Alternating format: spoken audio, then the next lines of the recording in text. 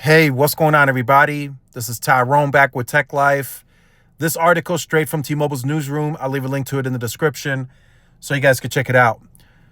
So T-Mobile dropped a new deal. They're saying it's a first of its kind from T-Mobile. It's a one of a kind deal. Something they've never offered, right? But I will say, and I will add to this, I just don't think it's good enough. So if you switch to T-Mobile now, you keep your old paid phone, so no trade-in required, and you get an iPhone 16 Pro on us. Now that's a good switch deal, right? A good switching offer, but there's just a bit of confusion. So it says here it's T-Mobile's best iPhone deal ever. T-Mobile's, right? Not the industry's best. It says T-Mobile's best. And you'll save at least 20% versus the other big guys and get a 5-year price guarantee. So that's a bit misleading, right? And the reason I want to call that out and say that it is misleading is because this deal is only available on the Experience Beyond. That plan is not 20% cheaper than the competition. In fact, they even added it in the article,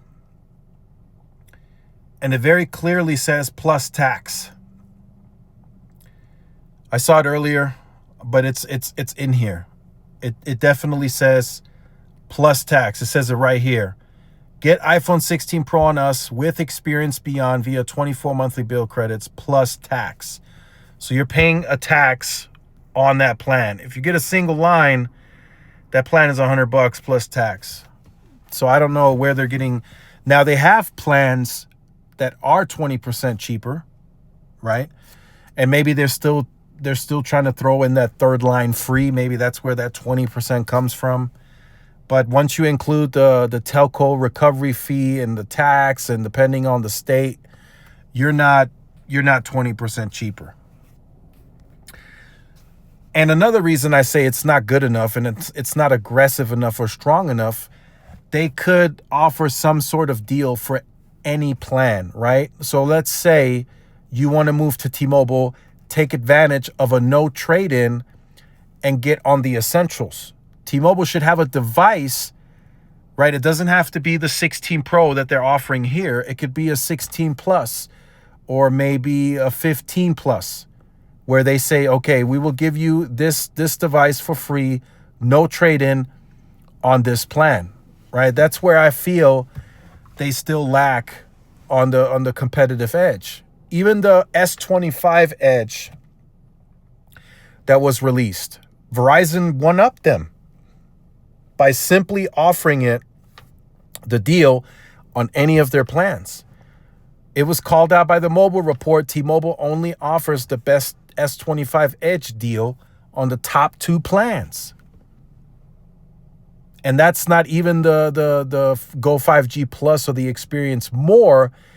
The 2 plans they're discussing is the Go 5G Next and the Experience Beyond.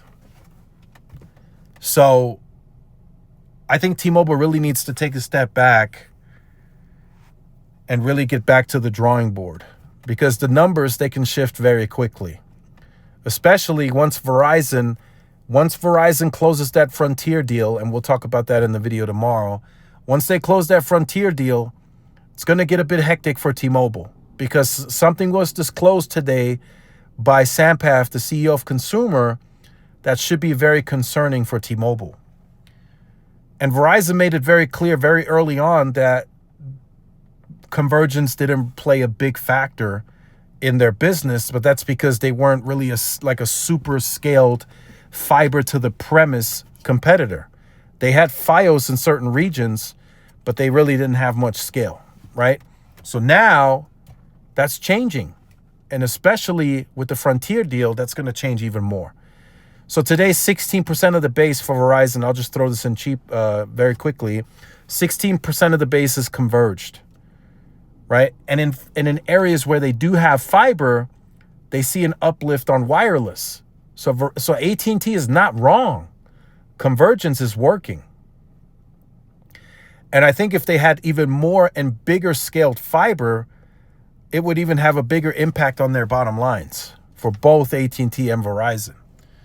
So that's something, and they expect the 16%, hear me out, they expect that to double over the next few years.